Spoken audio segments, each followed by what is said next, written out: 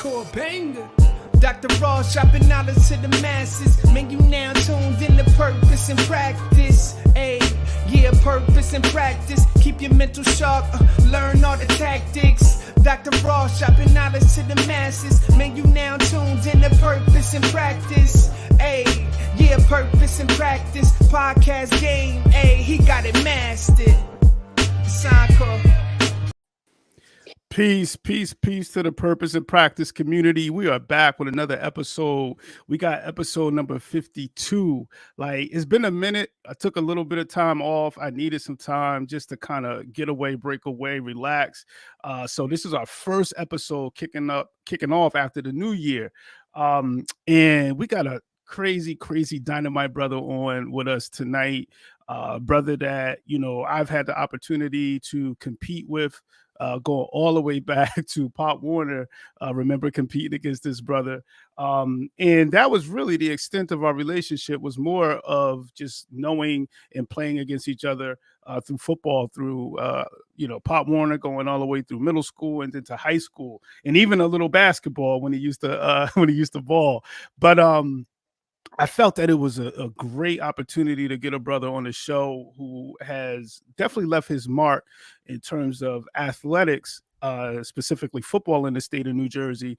But we're going to, hear a little bit more about him, man, and some things that make him who he is outside of the football field, off of the football field, and more importantly, even doing things and positive things with our community and youth. So tonight we have Neptune's own, I call him Neptune's native son, Scott Harley on the show. Welcome to the show, Scott. How you feeling, brother?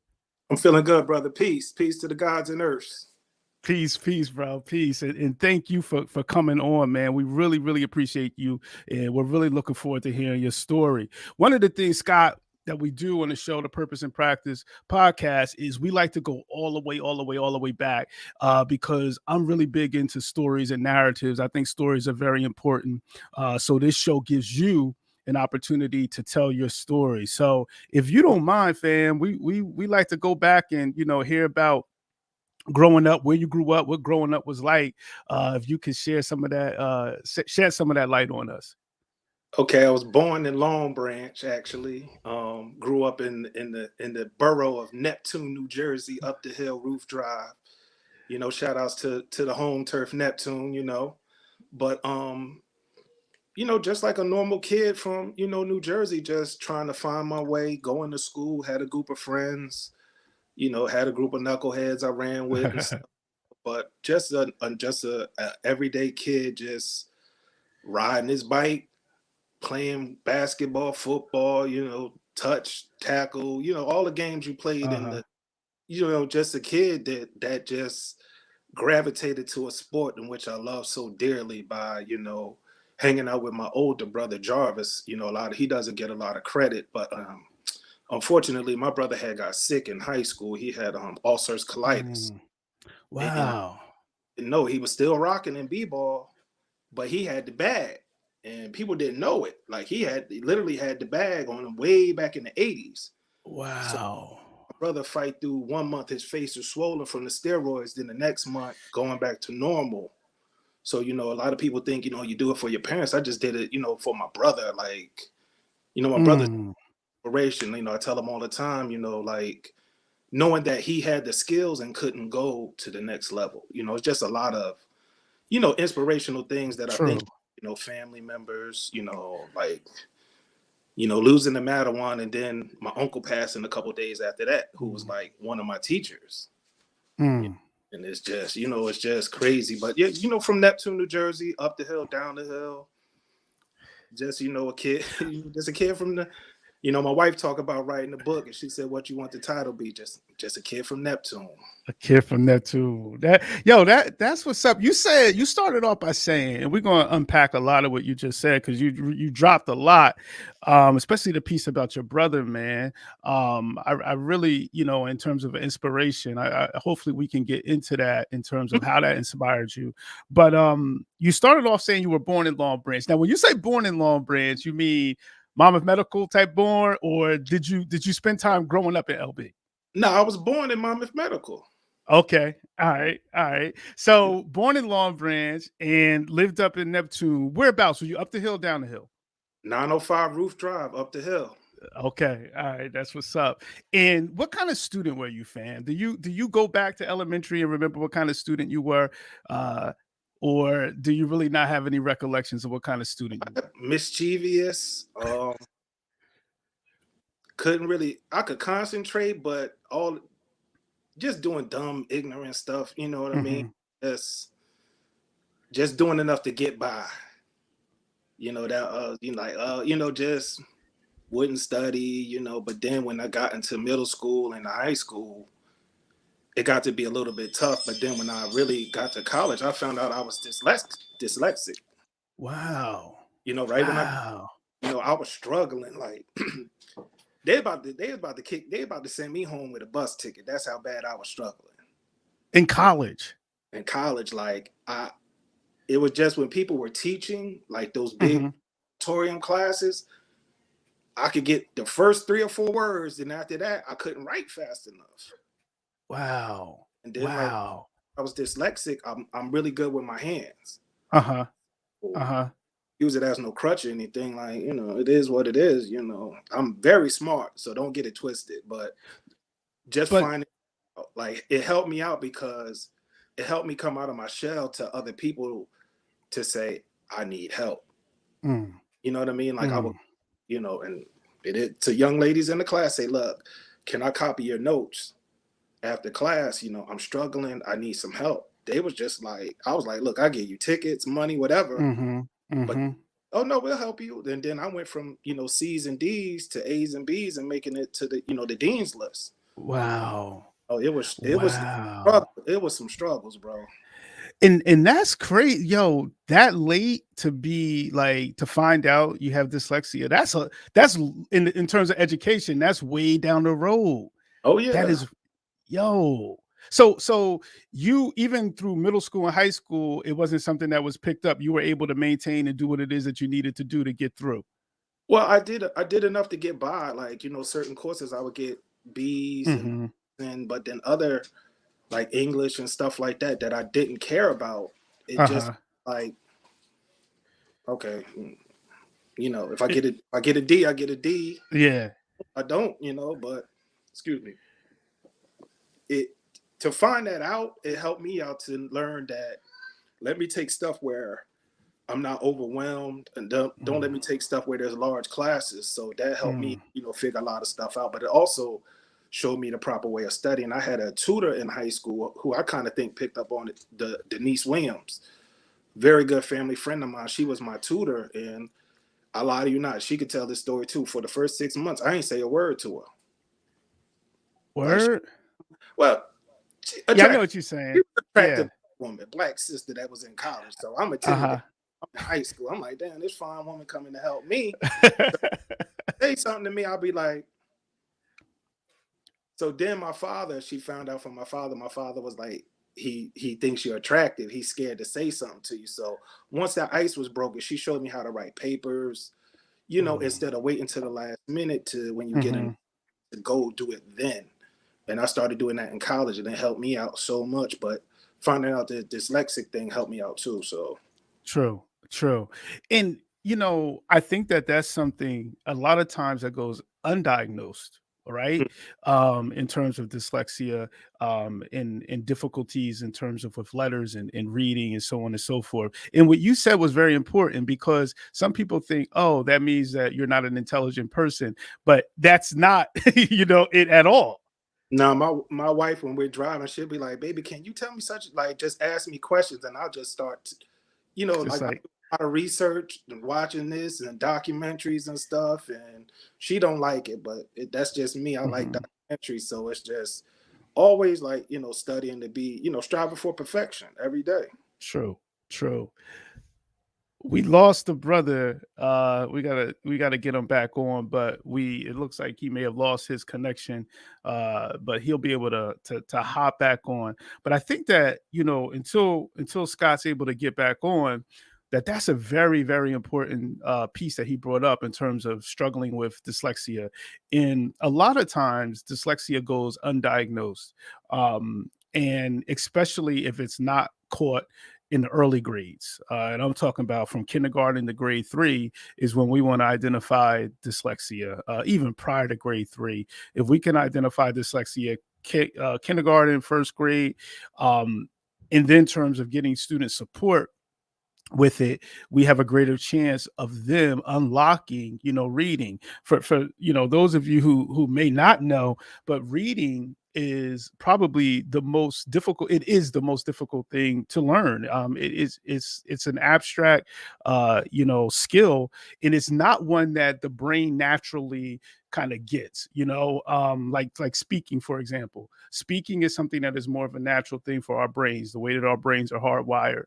But reading, totally different. So if we're not able to unlock that, reading at a young age, and understanding, phonics, phonemic awareness, we struggle with getting that at older ages. And the dyslexia part is a big part, of understanding and being able to read. And the two pieces of reading, if you study reading, two major pieces of reading is phonics and phonological awareness, and letter sounds and identifying letters, obviously, and the sounds that they make. But then also the second part, which is really important, is the part in terms of knowledge or content or building knowledge. And when you put those two things, and that's where you get a lot of your comprehension piece from, when you put those things together is when you really have strong readers. And then things like fluency go into that, vocabulary go into that as well. But those two things are really, really important when it comes to reading. I said that we must my have, bad, no, brother. it's all good. We lost you, but The iPad it went out. it died. Okay. My fault, brother. It's all good. It's all good. But I was just breaking down pretty much while you hopped off. I was breaking down reading, period, in how it works. But now that you're back on, you talked about having a tutor. And then for some reason that name sounds familiar, man. Denise Williams. For some reason that name sounds really, really, really She's the familiar. cheerleading coach for Asbury. Okay. Yes. That's my sister, man. Good family friend. Wow. Okay. It's my baby. How you feeling? Wow. Okay. Okay. That's why I was like, yeah. I knew that name. I was like, Niece right. is a good person, man. Like very smart, very. If she wanted to open a Fortune 500 company, she could. Like, but she wants to help kids, so it's kids that look like us, and all kids really. But definitely a good person. So let's hop into part of you talked about being a student. You talked about just getting by, which I think I can relate to that as well. I mean, in high school, I was just scratching the surface, and just doing enough to stay eligible. You know what I mean? Like, you know how that go. Yeah. But really not taking learning serious, probably until I got to college as well. What is it that? When was it that you fell in love with athletics? Probably a very young age. Tagging along with my brother, playing, street football, or this street versus that street. Like I said, my uncles played. I got cousins. I don't know if you know this, but my family, my mother's last name is Blanton, and it's a lot of Blantons in Long Branch. See, that's my family. Yes. So you know what I mean? Rich history. So that's my family. That, and my father's family is from Philadelphia. So it's just just being around the sport. And people like, well, were you pushed? I was like, no, like it was just something to do around the way. Pop Warner Field was right around the corner from my house, and just seeing the respect that people got when they played the sport. I mean, we had athletes like, the Robbie Whites, the Mike Taylors, the Mark Halls, the Ted Halls, the Cedric Laneys, the Melvin Dickersons. I mean, we had horses that came through the program. A brother that I thought about, a brother named Jay Fresh, who passed a couple years ago. True. Man, I've seen him make one of the sweetest moves in Pop Warner. Yeah. if I was to tell it to you, you wouldn't believe it. Yeah. You know, so it's just like just to get on like that stage to show off and just to, you know, just to hear that crowd roar, like, you know what I mean? I just fell in love with the sport, just being around it and playing against, you know, older guys, you know, rushing tackle. I mean, either they were playing, you know, to let me score, or I was scoring. You was holding your own. Yeah. So it was just, you know, definitely getting war wounds, coming home with black eyes, chipped teeth. Never broke a bone until my, you know, and actually in my 40s, I broke a finger at work, but never, you know, just taking my bumps and bruises, like, and just holding my wounds. Like, you know, my brother, like, if you cry, I'm gonna punch you in your face. And, you know, like, and I'm bigger than my brother, you know, now, but back then, you know, I'm like, this is my older brother. So, but, you know, just, you know, it's gotta, you know, when I got home, man, I was like, man, why you do that to me, man? But, you know, just bumps and bruises like everybody takes. Everybody that plays sports knows that it's got a pretty side and it also got an ugly side. True. You know, the ugly side of ankles being swollen, you know, can barely walk. Then you gotta go home to do homework. Yeah. You know, people don't see that side. People just see you coming out on Saturday, you know, because your uniforms is clean, helmets is clean, you know, running out in front of 45, 50,000. They don't see all that. They just see the glory side. And not to say it's a bad side, but it's just the ugly side of playing the sport like we played. It's a grind that goes into it, and you're right, and that's what I want to touch on a little bit, because you talked about not being pushed, like in terms of your dad or maybe, you know, brothers or relatives. You said that you chose to play. I think that's a big part for parents. I know even raising my own kids, I was really conscious of, like, I don't want to push them in the direction, you know, sports. I want them to make a choice, expose them to things, but let them make a choice, and not feel pressure. Can you talk a little bit about that? You know, in terms of your experiences of not being pushed and how you think that helped, you know, you in terms of your athletic career. Well, it's just like my parents just gave me choices. Like, I played the saxophone for a little while, just trying different, you know, trying to be involved in different stuff, you know, that was going on in the, you know, Green Grove School. But it just seemed athletics just came, like, you know, just natural to me, like, you know, walking or talking. So the more and more, you know, then, you know, with working out and just, you know, running up 66 at 2-3 o'clock in the morning. Like, you know, people don't see that. People just see the end results. Or like when I was a freshman playing varsity, I put on 50 pounds of muscle in the summer. That's all I did was just lift weights. So can you imagine being 140 something pound freshman, then coming back on 190, you know, solid. So, you know, just grinding, man, lifting weights. You know, my parents got me a weightlifting set. And like every day after school, I just come home and lift weights for like 2 hours. I had a little small boom box. I had the Ice Cube, America's Most Wanted. Yeah, that was back then. That was banging. And just listen to it, you know, front, you know, I had the little tape joint that would just flip. So I ain't had to do nothing. So I knew, you know, when that tape would flip, you know, like on my workout's almost over. So it went from, you know, getting 135 caught on my neck to, you know, benching, you know, 300 as a freshman. So, you know, just,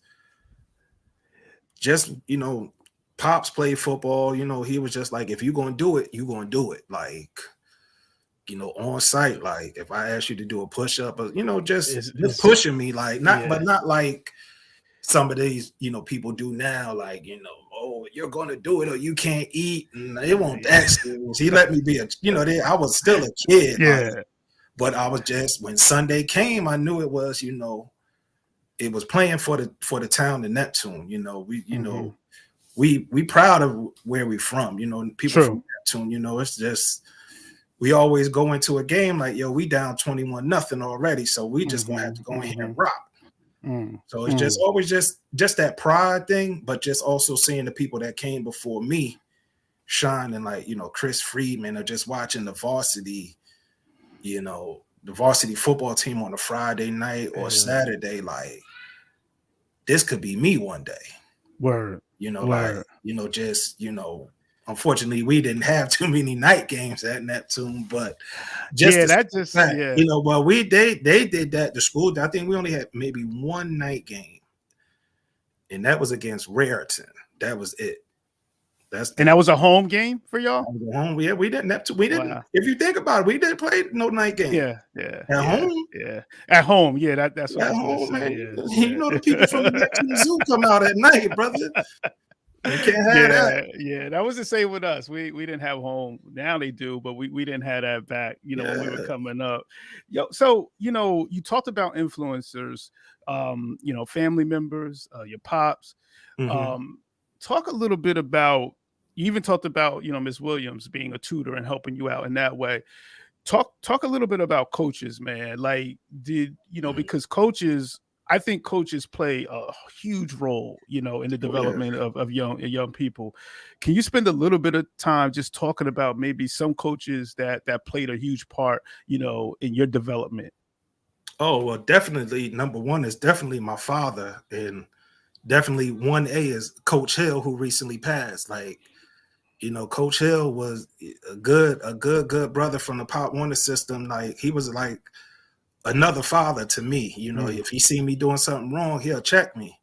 But just some good coaches. I mean, we had a tremendous staff, like Pop Lyons, Shannon Hill, Rob Robertson, Coach Black, Coach Stansberry.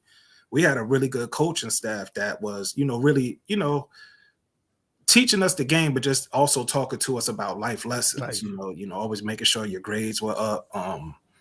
Definitely Coach Amabile, my football coach, my running backs coach, Coach McManus, a lot of coaches. I mean, just so many. Just coach, defensive coach, Coach Webster. Just, you know, just, man, just people that when you younger, you sit and you like, man, you just talking out of, you know, you think about it, you like, damn, he gave me a jewel at such a young age. Like, so it's just a lot of great coaches. Like, I remember the first time I met Coach Amberville, my father was like, we going to go watch the freshmen play. And I was like, nah, I'm good. I don't want to go. He was like, nah, just come with me. Come on. So I was like, all right. So it was a chance for me to meet Amberville. Now, mind you, I'm playing Pop Warner. So we go up in the stands, and this, you know, this short white dude come up and sit next to my father. So I'm looking like, who this?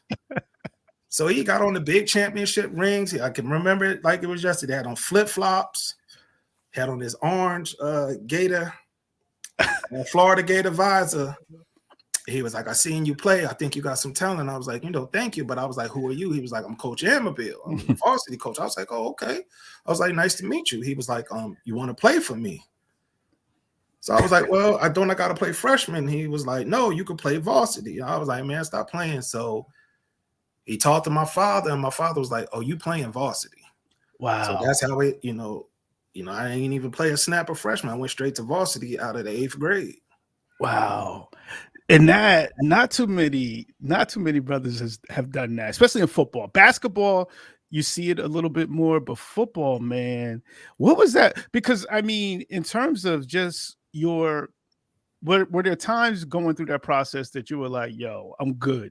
Like, because when you stepping on, so never that, because it was just an honor to play with, you know, like Derrick Jones and Bruce Pugh and Danny Gonzalez, Joe Field, all them upperclassmen, because a lot of them guys came through the Pop Warner system. So it was just like, I left these set of friends to go with these set of friends. You know what I mean? So it was just like, I was never like, oh, you a freshman. Like, when Amberville put me in there, I was like, yo, it's time to go. Let's, you know, I'm using the terminology now, but back then, it wasn't like, oh, you know, I just ran the ball. But so like, but go ahead. Before that, like, I didn't play in the first game because I got suspended from school. You know, we was playing like a little game over the summer, and we carried it to school the first day of school. So we walked from the high school up to the middle school, and we was like slap boxing. They took it as us fighting because of the crowd. I walked back to the high school. I was suspended. Amabil Chute. Oh, wow. He called me everything under the sun. And when I got back in I'm crying or walking off the field because I had a concussion from a scrimmage. So, I'm walking head down, crying my eyes out. I get in the car. And I was like, man, Pop, he called me all these names. My father said the same thing he said. And he looked at me and was like, oh, you going to learn. I couldn't even go to the game. Wow. Like, I couldn't go to Summerfield. I couldn't even be nowhere in the vicinity. So I had to go to a Pop Warner game that day. Wow. And that was freshman year. Yep, freshman year. They played Mattawan. But the game was supposed to be played on a Saturday. They actually played the game on a Sunday because it rained really bad. And lesson you learned from that? Man, don't do dumb stuff. Was that the first game? Was that the only game you missed in high school because of discipline? Oh yeah.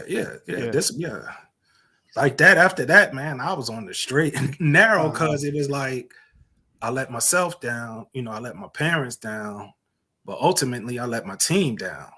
So when I came back that second game, man, I was on kickoff. Like I didn't care how I got hit. I didn't care who I hit. So, but then that's when I got Amabil's trust. Amabil was like, oh, I'm letting this kid, he's still a kid, but and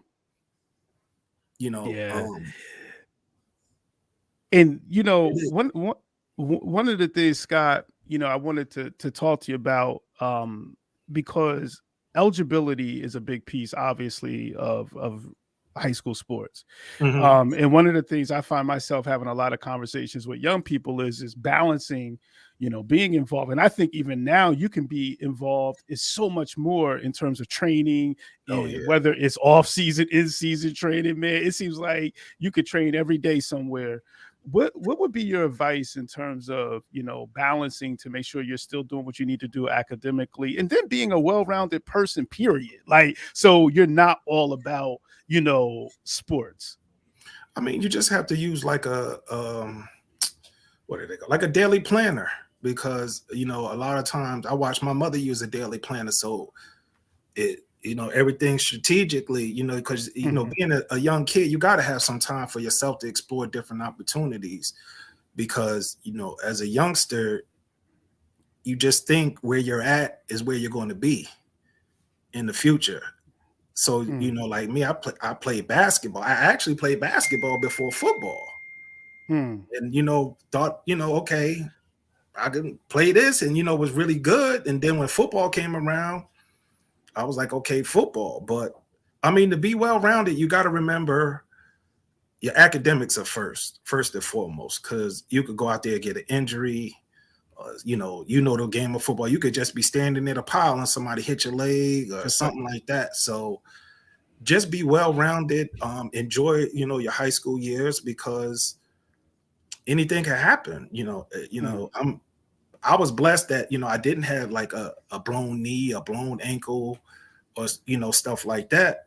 But there were a lot of serious injuries, a cracked rib or, stuff like that. So, but I would just say to just enjoy it, enjoy time with your friends, because a lot of times you make good friends in your youth that you still keep in contact with things like Facebook and, MySpace when MySpace was the thing, or Instagram. But just remember, just enjoy your high school years because you can't get those back. It's, a lot of times you like, man, I wish I could have did this differently. And that's just life. That's just life, man. You can't live with no regrets, but there's some things when you go through life, you're like, man, I wish if I didn't treat that person that way. And I find myself, apologizing to a lot of my friends, like, damn, man, I ain't mean that, what I said to you years ago, I didn't mean it. It's like Mike Tyson, practicing humbleness.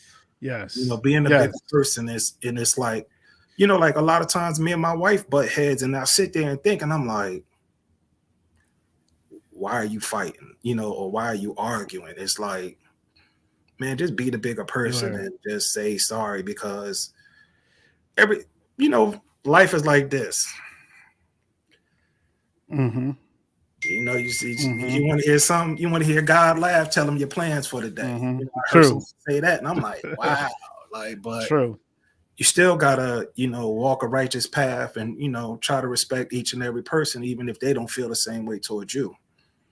That, I think that that's real good advice. I think that that's really good insight. And we talked even before we got on the air, you were talking about in terms of football that, when you left high school, you didn't even like football was like, it wasn't at the front of your mind. You know what I'm It saying? wasn't like, getting the letters and everything was cool, but getting recruited, man, it got on my nerves. Like, getting calls from the West Coast, I'm asleep. They 3 hours behind, you gotta, because you might go to these schools and, just, I ain't gonna say teachers got jealous in Neptune, get me getting pulled out of class by like, Oklahoma, Nebraska, oh, you think you this? I was like, I didn't even say anything. I'm just, like going with coach. Yeah. That's People, real, a lot though. of people think a lot of things about me still to this day, which it doesn't bother me, but back then it did. But I don't care what you think of me right now. I got a family to take care of. I got kids, 4 kids to, take care of and give advice. Like I always tell my daughter, like, you got to learn to stand on your own 2 feet because I don't know how long I'm gonna be here. And it's dealing with that reality, like hopefully I've instilled enough in her so she have enough to survive. But just like I said, man, just it wasn't on the top of my priority list. And then when I went to work with my father, I was like, yo, college don't sound bad. So what kind of work was that? My father worked at the Asbury Park Press. Okay. Up on 66. He went to work at 11. He got home at 7. We went to work that night at 11. I was home at 11:15. I was like, nah, this ain't. But watching my father work from 11 p.m. to 7 a.m. He would come home and lay down for an hour. Then he had his carpentry business with Coach Hill. They would go do that to 3, 4, 5 o'clock, then go coach football and do the same thing. And you know what I mean? It was just 24 hours just going. 24. And my wife said, you always go. And I'm like, I'm just like my father. Like I'm up at like 3:30, 4 o'clock. And she like, you don't sleep. I don't need much sleep. I just go. Like I'm determined.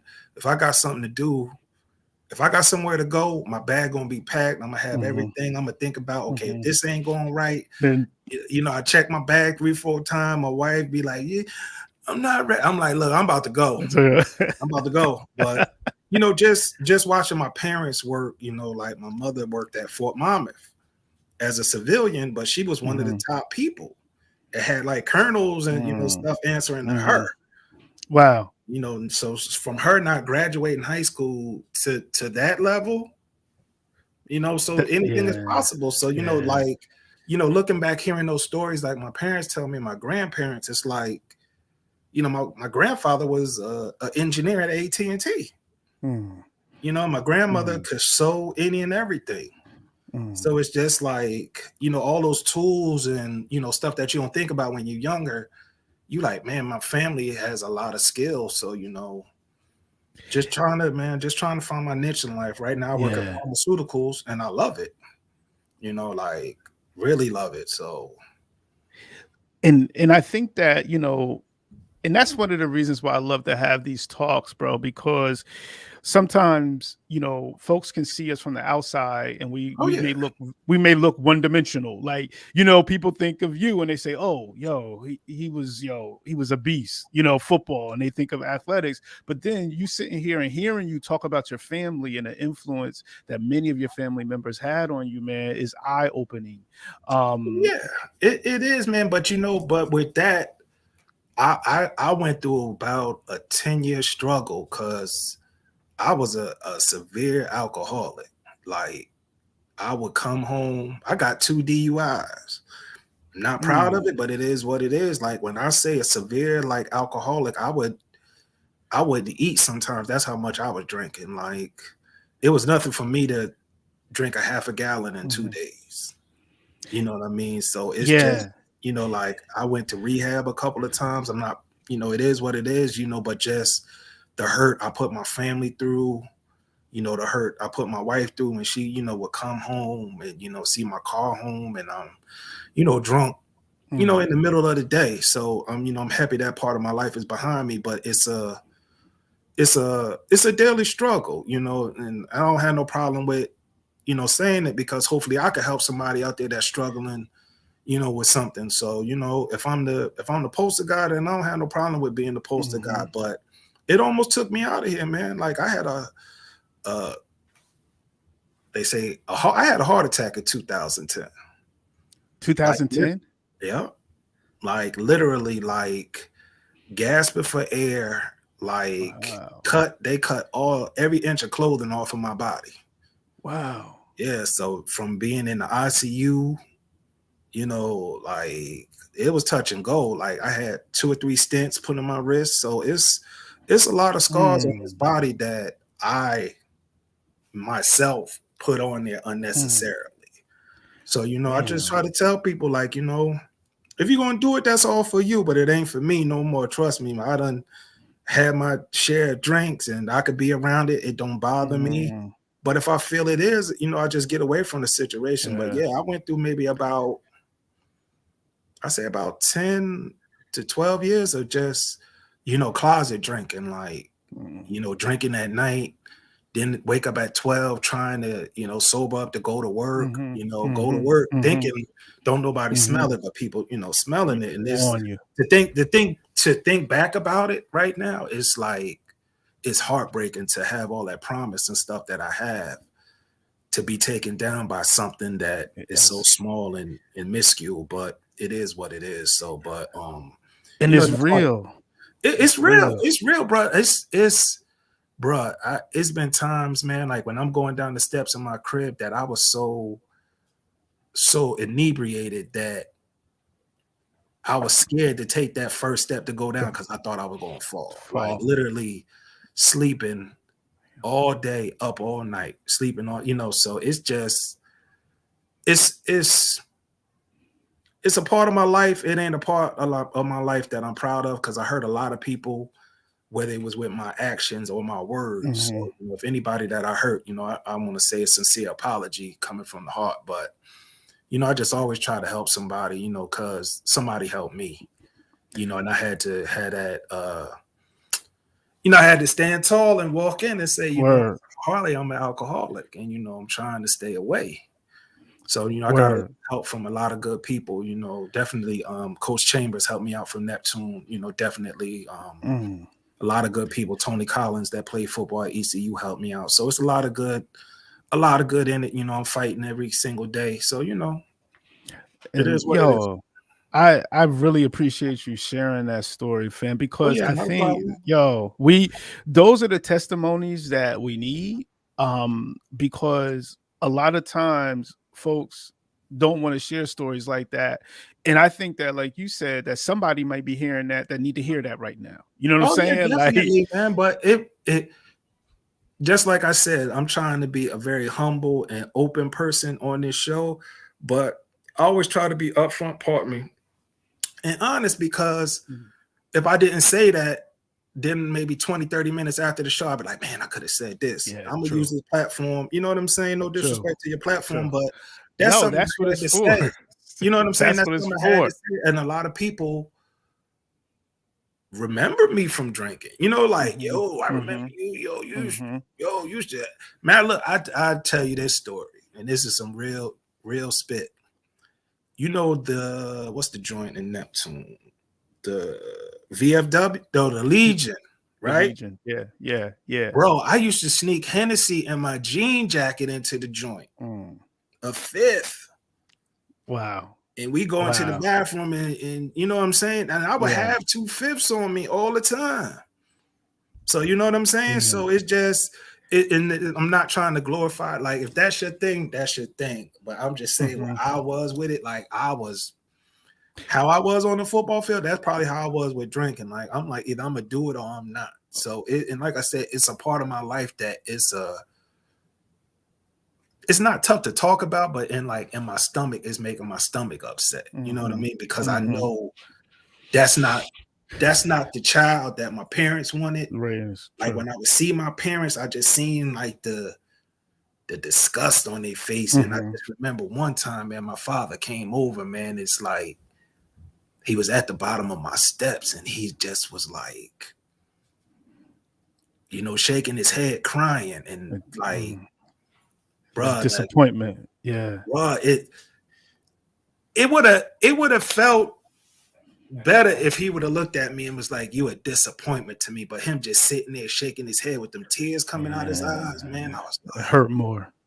Bro, I still think about that from time to time. Like, you know, it come a time I'll be wanting to think about a drink, but then I'm like, nah, because once I start, I know I can't stop. Yes. So, you know what I mean? It's been days. I ain't gonna lie. The other day I thought about it. So I called my pops, like, man, I'm thinking about it, but you know, I talked myself out of it. But a lot of times when I'm at the top of the steps, I see my father's image at the bottom of the steps. And it's like, but at the time I was gone.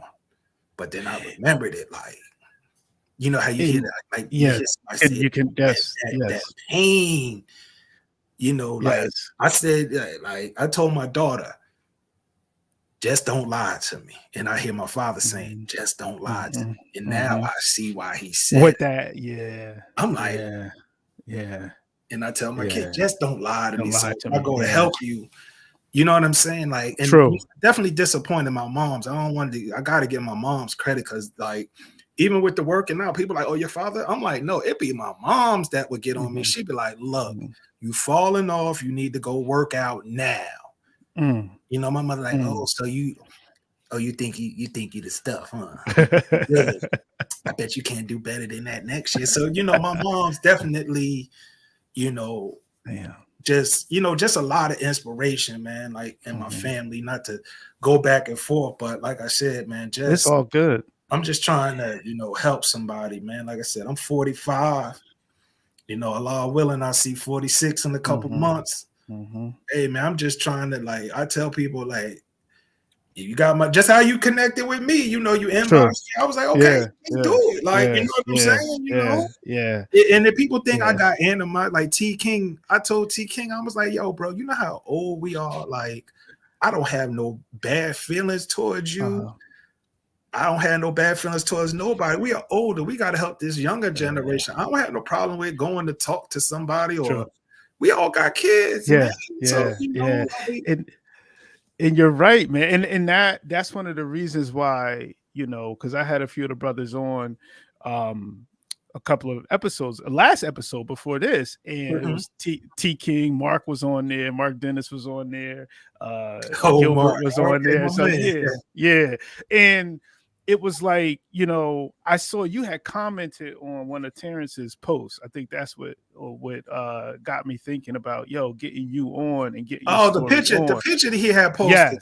Yes. Because I told him, I said, oh, I got one I could post if you really want me to post it, but you know, I don't be wanting to put nobody on black. You know what I mean? But it's so many battles that we had, man. Like, that game was crazy. Branch, and I hated y'all field. Like, I hated it. It's like one side got the trees and the other side is just wide open.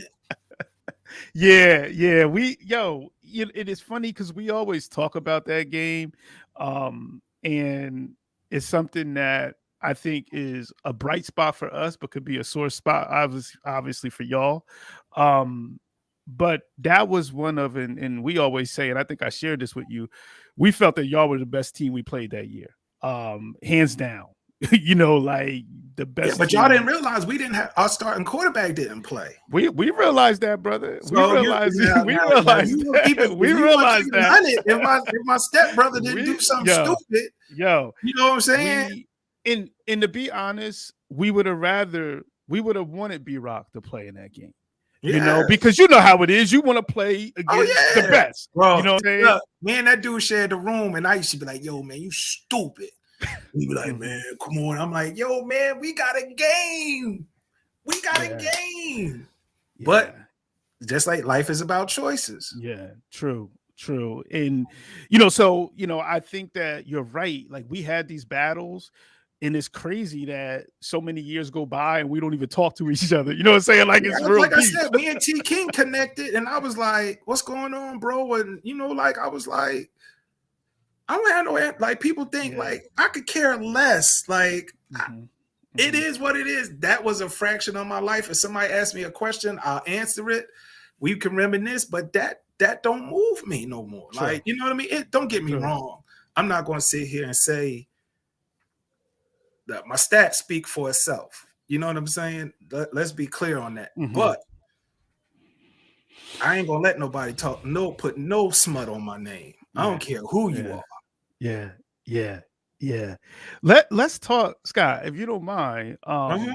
Let's talk, because I feel like, it's so much that you've been dropping, man, and I really, really appreciate your candidness and your humility throughout this whole thing.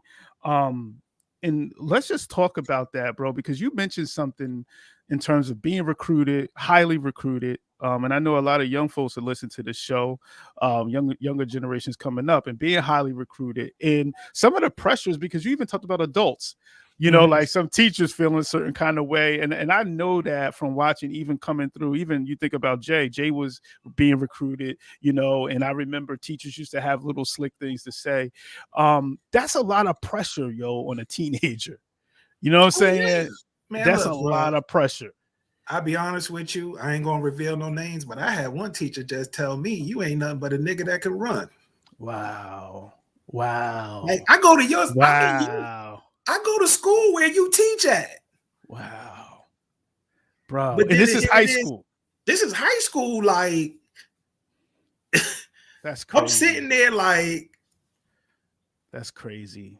And then I believe it. I believe you have other teachers, like, it was, white, black, and all, like, encouraging, like, when you go there, use this opportunity to, solidify yourself. But just like that, okay, I give you a prime example. It's a teacher, Mr. Mishler, was the golf coach. Tall, he was Neptune, basketball, I want to say legend. White teacher. I used to think Mr. Mishler was one of the racist guy until we had a chance to talk when I got inducted to the Hall of Fame. He came, he's like 6'7", 6'8". I'm like 5'11". So he shake my hand, give me a hug. So I'm like, hey, Mr. Mishler, how you doing? He was like, hey, Scott, hey, Scotty, the older white. Can't remember his nationality, but he was like, how you doing? How your family? I said, everybody doing good. I said, Mr. Mishler, can I ask you something? I said, why were you like hard on us, black kids coming to high school? Why you always try to force us to play golf? Now, mind you, this is before Tiger Woods. He told me this. He said, you black kids have more athletic ability in your one finger than all them kids I got on my team. All I had to do was show y'all the bare minimum of golf. Wow. So I said to him, why you just ain't say that?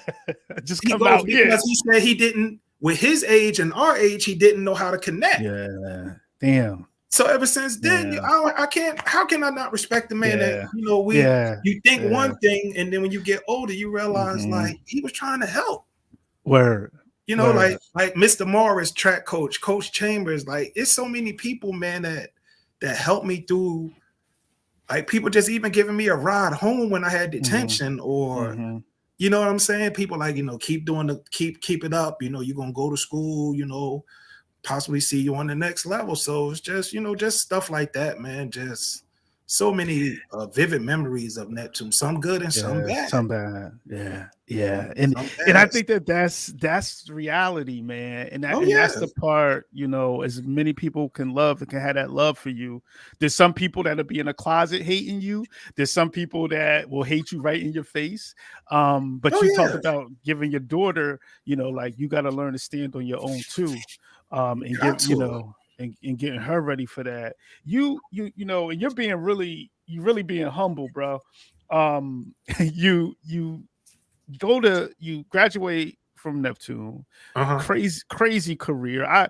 I mean, statistically insane career on the football field. Definitely one of the greatest backs, in my opinion, to come out of high school here in New Jersey. Appreciate it. And you even in college, bro, you know, top 5 rusher, you know what I'm saying? Like, what Now was let's it? be 90? let's get it correct. Top What, three. top 3. Was it Top number three. 3? Was it third rusher? I was 3. Number 3. That was okay. All right. Yeah. So number 3, and that was what, 95 or 96? 96. 96. Was that your best season? Yeah. Oh, definitely. Like, Yeah. like almost 2,000 yards in college. Yeah.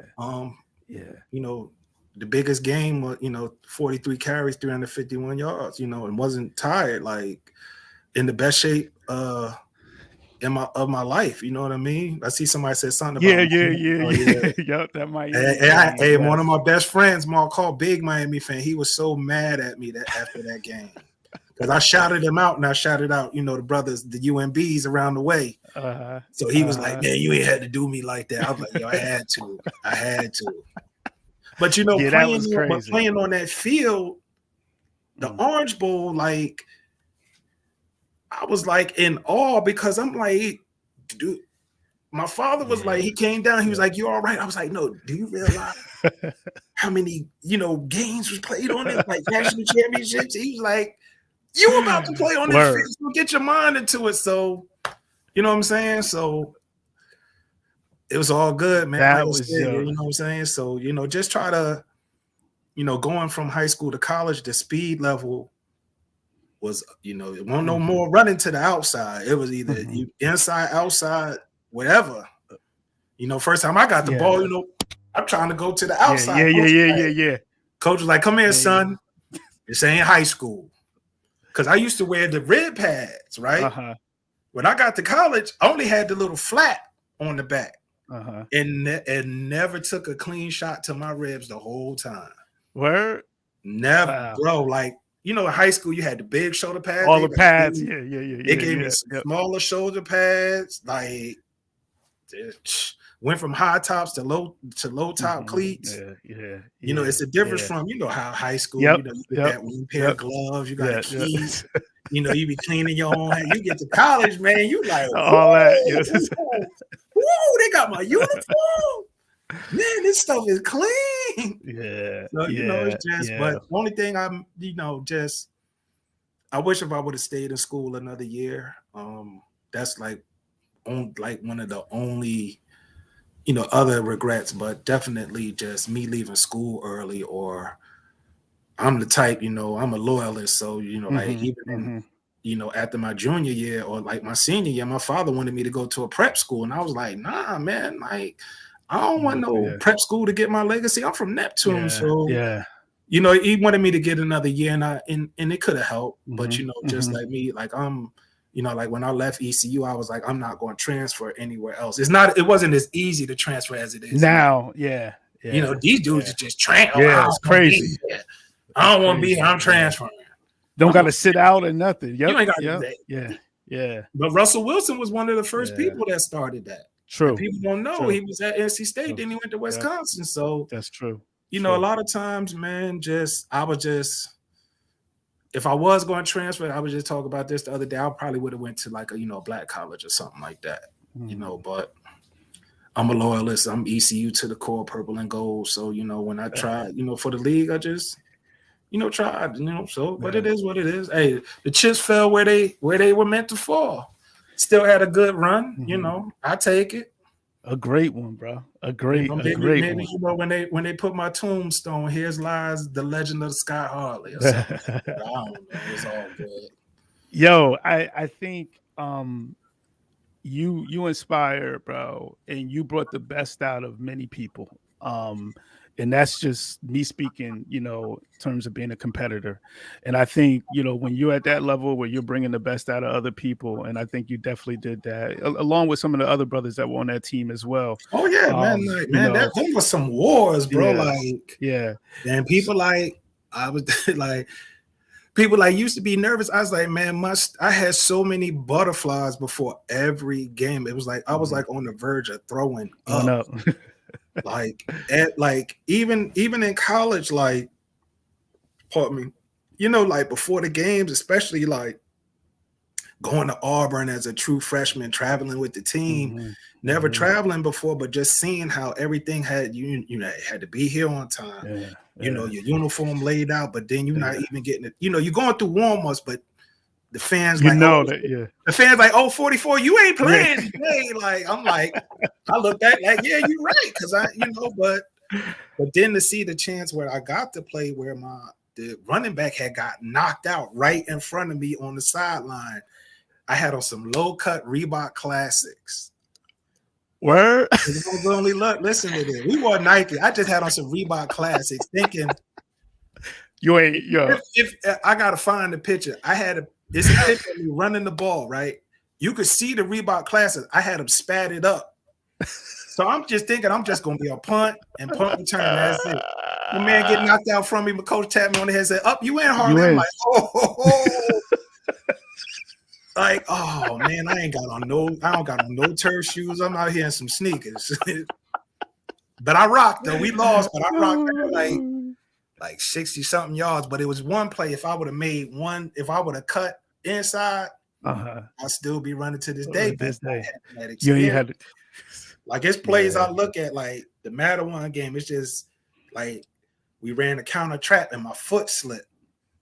Coach Amabil he forgot the longer cleats because Matterhorn Field, don't know how it happened to be a mud bath. You know how it happened. It's sunny all week, but that Saturday when we played the game, it just rained out of nowhere, just in the middle of that field. But and that was junior year, right? That was your junior. And then Middletown South, my senior year, it didn't rain, but their field was just a mud bath.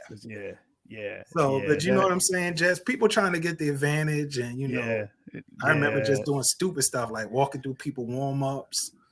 You know, people like, oh, you think you tough? I'm like, oh, I really wasn't. I'm not a talker on the field, but I was just walking through, going like this. So, a lot of great memories, man. But like just like you asked me before, man, like I think the Jersey Shore doesn't get the respect that it deserves for football. Mm-hmm. It's a lot of good football players, like athletes, period, coming out the shore. Word. You don't get the notoriety, but definitely platforms like you have and stuff like bringing a light to it. Like no doubt. Like I brought my wife home in 2017, and she was like, "You don't pay for stuff." I'm like, but she was like when we met, she didn't know I played football until I took her to an ECU event.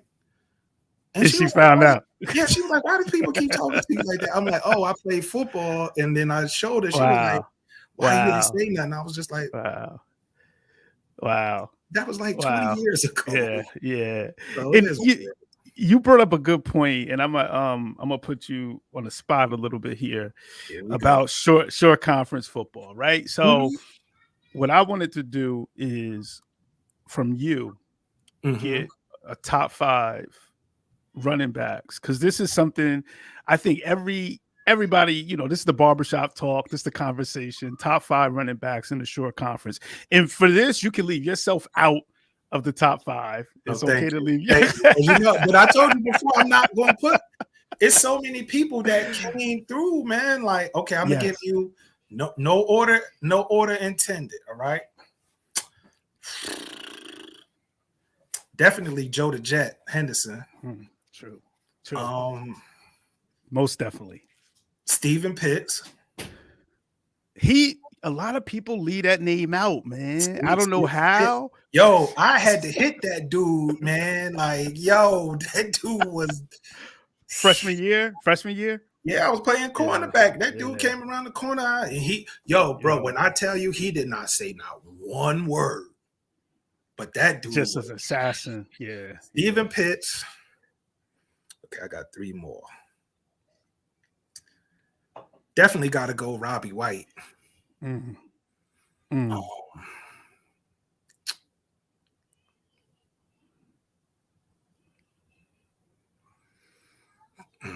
Two more.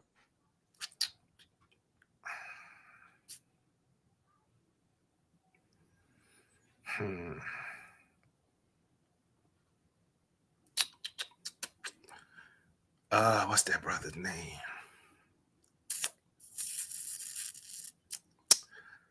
I put but see, I'm gonna go old school though. You know what I'm saying? So I don't want nobody to be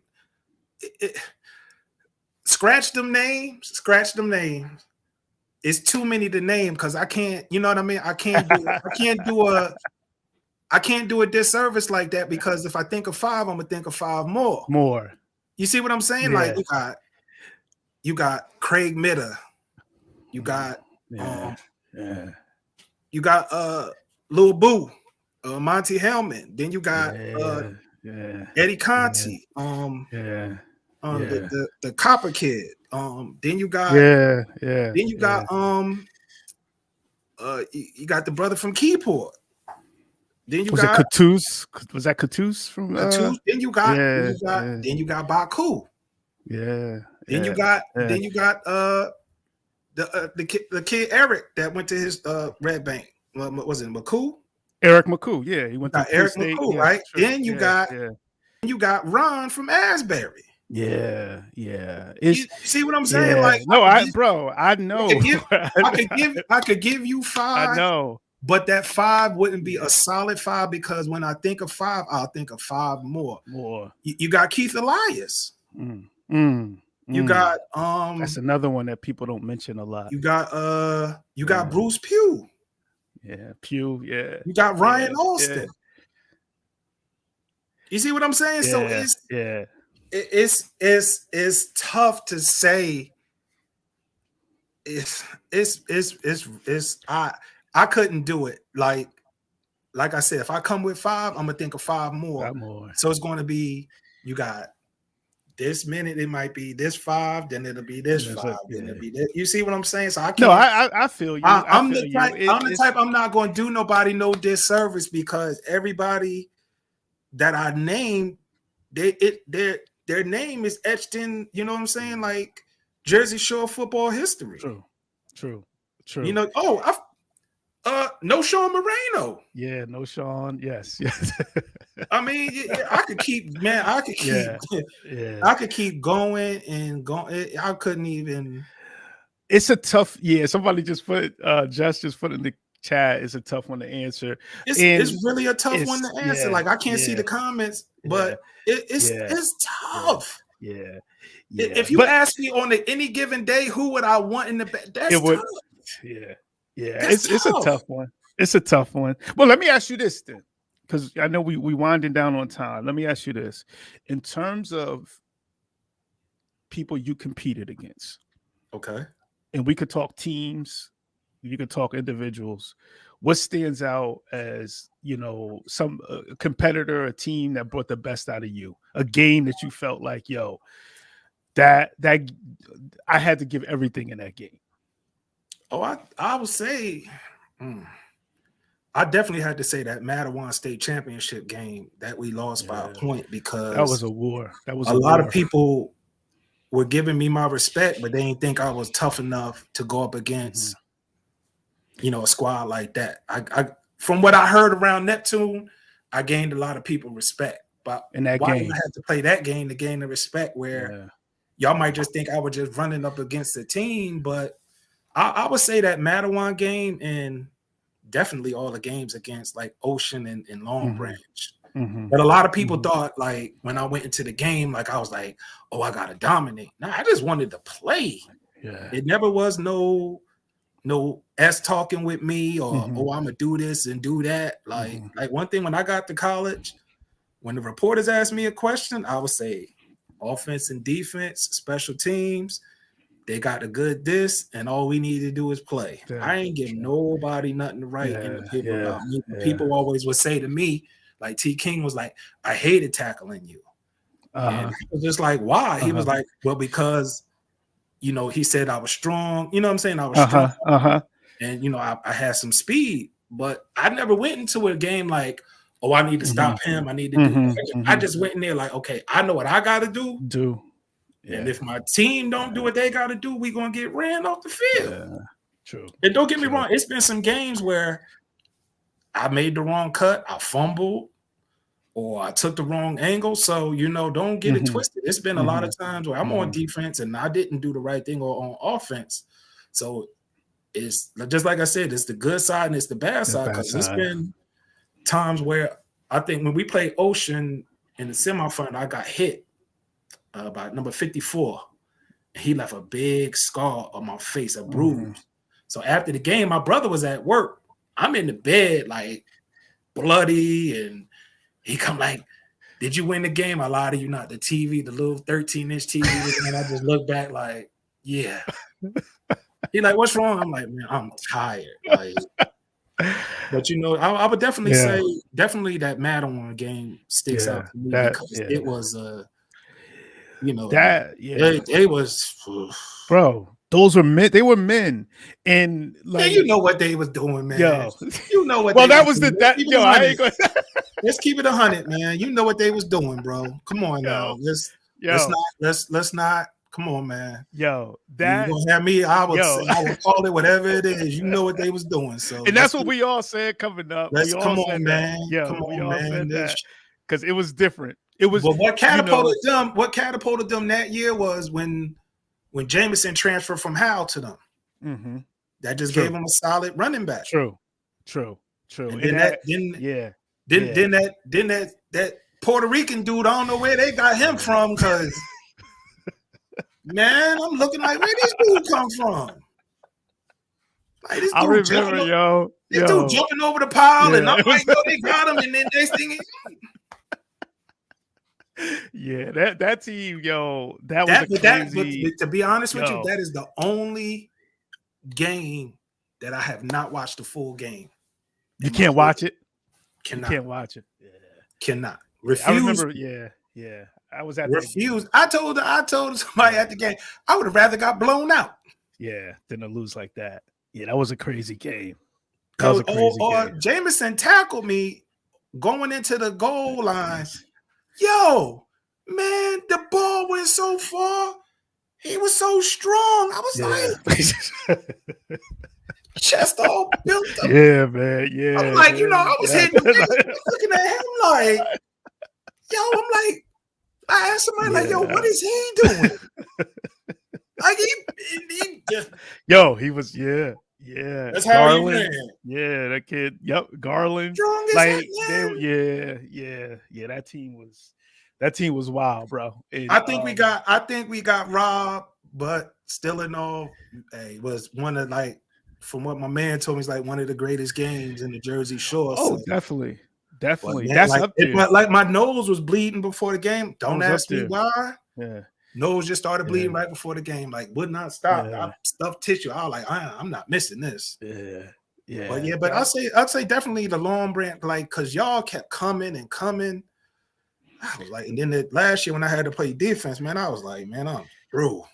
That's what you played defense that game, and we were surprised. You played that whole game. I was through. Yeah, I was surprised. Like, when I tell you, man, like I had nothing left. Like legs cramping, and I used to have a bad habit. When we was in the huddle, I would squat down. I had that habit since Pop Warner. It was doing it in college. Don't ask me why. I used to like, the air is way better down here. Down. Even though it wasn't, but when I got to college and my, strength and conditioning coach was like, look, if I see you squat, I'm gonna punish you. So, but man, just trying to leave it, playing for myself, but my family, for Neptune, playing for, ECU, but still, like, even when we had a chance to play on TV that just rocked, so people can from Neptune to be like, yo, he from around. Respect, he from where I'm from. You know what I mean? To see a brother, like, when I come home, like, yo, I seen, you know what I'm saying? Just to go around the way or go in the store to, like a pizza shop and, bump into people, people asking you to sign this. I'm like, man, get out of here. Like, when they had the thing with me on the motorcycle, somebody asked me to sign it in school, and I was like, I remember that. Yeah, that was the preview for senior year. I was like, yo, my man, I'm in math class. Like, he's like people was really coming, and I'm like, I took the picture. Yeah. Forgot all about it. Forgot. And then when the paper came out, like, I'm like, yo, this is, I'm being humble. I was like, yo, this is sweet. Yeah. Man, so many people was asking me to sign them, man. Like, yeah, I remember that. But you know, it's just like I still think I get the props I deserve? No. Do I, like I said, do I care? No. That ink on that paper don't lie. That's right. It don't lie. Like somebody asked me, do I think somebody gonna break my rushing record at ECU? I was like, they might. I wish them the best of luck. I don't. Hey, you know. And that record still stands. Oh yeah, like most yards in the game, most yards by a freshman. If I'm not mistaken, like I ain't looking at it, but you know, that's what's up. It's so far behind me. Like sometimes, like I could remember stuff, but you know, I'm practicing humility. Like I've always been humble. Like my father used to take me up and down Lake Avenue, like in front of Alpha's liquor store. Like, okay, he ran track, he was in basketball, he played football. You know, where he at right now. I almost ended up there. I ain't gonna tell you no lie. But you know, just that memory of, you know, like so many vivid memories of Neptune, the people that had chances, you know, to leave and do something special. You know, unfortunately, not coming. But you know, it's always good to go and get refreshed. But it's also, you know, my life is here, but I still think about home a lot. You know, I got a lot of good friends, you know, through Facebook and stuff, but just going home to the Jersey Shore, period. Yeah, true. It's just, I tell people all the time, it ain't that MTV stuff you see. Nah. It's the Jersey Shore, but that ain't it. That ain't it. That ain't it. I told my wife that little small town area in Neptune, it's a lot of stuff that's going on. That's right. But you know, just like I said before, short football is definitely good football. You know, just trying to encourage people to, you know, better themselves each and every day. You know, and try to better myself each and every day. You know, I just want to thank you for reaching out and giving me the platform. Hopefully, I gave you a lot of content. You gave me everything. Sorry about the mix up with the iPad. You know, I'm happy I did this. You know, had the laptop and everything. But you know, just just trying to be humble and you know, we appreciate it. Just enjoy life, and you know, when people ask me questions, just be upfront and honest. You know, I'm an open book. Right. You know, people don't approach me to ask me stuff because I have no idea, because I don't have no problem with answering the question. But like I told you before, I ain't gonna let nobody put no smut on my name, period. Word. As long as it's breath in my lungs, you will not do that. Because I know I got a small piece of something that people, you know, like. You know what I'm saying? So, you know, like when I go home and, you know, talk to the football kids or Pop One, I'm like, I'm from where y'all from. Wow. I'm no better than you, but I just, you know, listened to my parents, you know, kept on the straight and narrow. And it's been a lot of times that my friends were like, "Yo, Scott, yo, you might want to leave." You know what I mean? Like, yo, you know, I had friends that look out for me. Like, like, and it wasn't like, "Oh, you too good," but yo, it's a big yes. Yeah, they seen the jewel in me that I didn't see. True.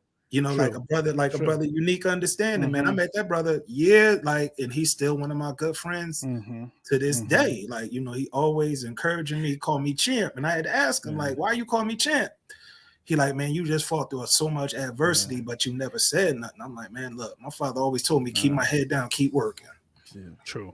You know, so. And that's a good point, man. And that, you know, the hood, I feel like there's always those, you know, those older heads out there that they see something that we may not even see in ourselves, and they're like, "Yo, this ain't for you. This ain't for you. Like, this ain't for you. This ain't for you." You or know, like, you know, get to the point, like, "Hey, man, I'm gonna punch you in your," you know, like, if I see you out here, like, like, you know, wilding or you know, doing stuff that you shouldn't be doing, but now when you look back at it, you like, yo, he really like, you know, saved me. Or then like when brothers, like I would come home, brothers would take me to the mall and buy me sneakers. I'm like, yo, why you doing this? He's like, yo, you want me some money? I'm like, oh, okay, I see. It's all good. It's all good. But, but then also hearing people talk negatively about me, and I'm sitting right there in the barbershop, like, so the dude sitting there, and he like, well, why don't you ask him? And I was like, yeah, why don't you ask me? But You always gonna have people that it's gonna be that. Yeah, they just want to put smut on your name, It's gonna be that. So as we wrap up, Scott, one question, last question I have for you, fam. I ask all the guests this. If you can go back to your high school, and you dropped jewels tonight, but if you can go back to your high school self and give your high school self advice, what advice would it be and why?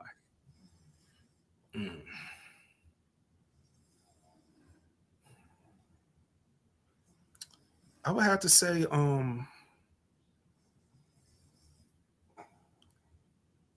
the determination I had on the field, if I would have had that determination in the classroom, I'd probably be a doctor right now. Even though I could still do it, but I would be, you know what I mean? Like seeing how important education is, or like seeing how important, you know, studying or learning something and not being so engulfed in the TV or being engulfed in meaningless things. You know, like, you know, just always, you know, like seeking knowledge, wisdom, and understanding every single day, and not being caught up in the you know, going to the mall was cool, but you know, like studying more like I looked at the thing about the Roll kid that went to Florida State. That's a Myron. Yes, Myron Roll. And I'm like, he did it. Why couldn't I do it? So I would just say, you know, I mean, put more emphasis on school or being a student instead of just a student athlete, but being more of a student athlete. You know what I mean? Like getting better grades or being a part of like the chess club or being more diverse, because when I got to high school, it was just basketball, football, track, basketball, football, track. You know what I'm saying? You know, doing the minimum work to get by. But I would definitely say putting more emphasis on the studying part. I like that. You know, because you know, just like I said before, I'm gonna be working longer than I'm gonna be playing football. True. So you got to have some type of, you know, some type of wisdom and knowledge to be a part of, you know, like, you know, the job I do now, I mix chemicals, like, and it's a serious job. But having that determination and that knowledge to do the job is what got me there. But it took many jobs for me to get this job to make it. But you know, I would definitely say and be more studious in school, and like really like a guy with like all the books in the book bag. You know what I mean? Like, you know what? Scott, where your books? Oh, we ain't have to work today. No homework. It's Monday. We ain't got to work. You know, then getting to school, like I would definitely say being more studious, and like now I try things that I never think of trying before, like poetry. Like I write poetry. I did that since college. I write, you know, I try to draw, you know, just doing different stuff, like tapping into like, you know, going to the little sipping art thing. You know, like I don't sip, but you know, like I'm like, you know, just doing different stuff that I wouldn't, you know, do, like, you know, like going places I've never thought of going before, doing different things, you know, just expanding my horizons. So, you know, when my time to go, I could say, you know, I did everything that I wanted to do, you know. So. Love it. Besides, you know, playing football, like, and I know that's the label that I get, which is fine with me. But there's more to Scott Harley than just a person that ran the football, bro. And that is what came out tonight. Is all of that more? You know what I'm saying? And when you think about it, you know, we talked about more other things than we did football, and I'm happy that we got an opportunity to do that. Yeah, because like I said, it's just, you know, the football thing is cool, but it's more to me than you know, just football. Don't get me wrong, I love playing the game. The game is just like, I love, like, and don't get it twisted, I'm not a Bengals fan. It's just what I had on. I'm a diehard Bears fan. We sorry, but it's all good. But you know, just the game teaches you so much about yourself.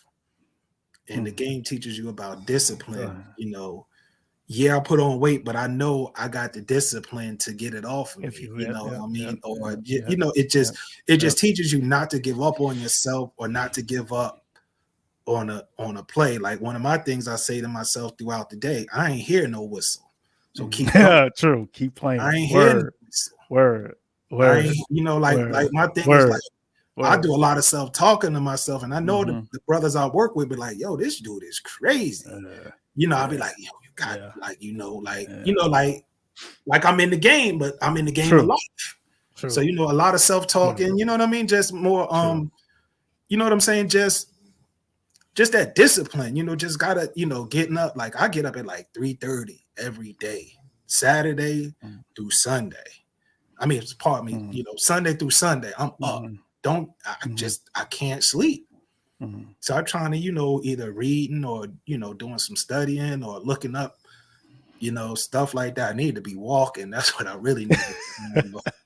But you know, just brother, I'm just trying to be on this planet as long as, you know, Allah had me here, and I'm just trying to, you know, hopefully one person could say, you know what, Scott Harley was a bad dude on the football field, but Scott Harley had a lot of knowledge, and you know, he definitely left some jewels for people that, you know, if they want to pick them up, they could pick them up. If they want to step over True, them, you can step over them. true.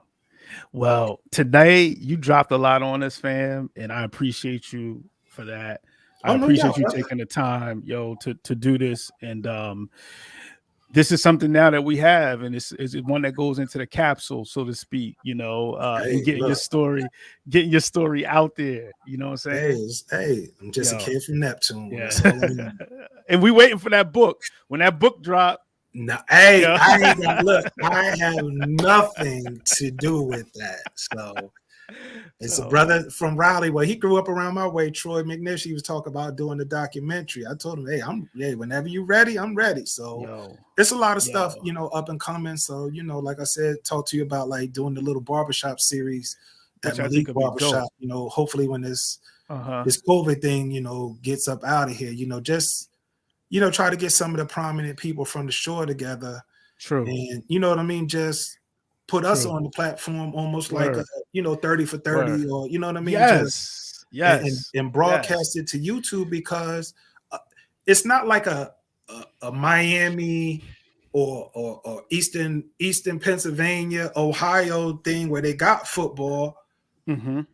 It's the Jersey Shore. We small. We like, Yeah, you know, in one of the yeah, smallest states, but yeah, we produce a yeah. lot of good people. Yes, no You know, you doubt, got one of the no top doubt, high schools in the no doubt. country every year, you know. Yes, So yes, yes, it's no just doubt. it's time for us to be on the platform to let people know we got a rich football tradition in the Jersey Shore. And I'm humbled by you asking me to be on your platform, brother. So anytime you need anything from me, Yeah, we gonna come back, yo. I talked to you. You're gonna have to tap into some of your brothers because I would love to get a group together of some of our people from Long Branch, especially those who played in that game and going through that.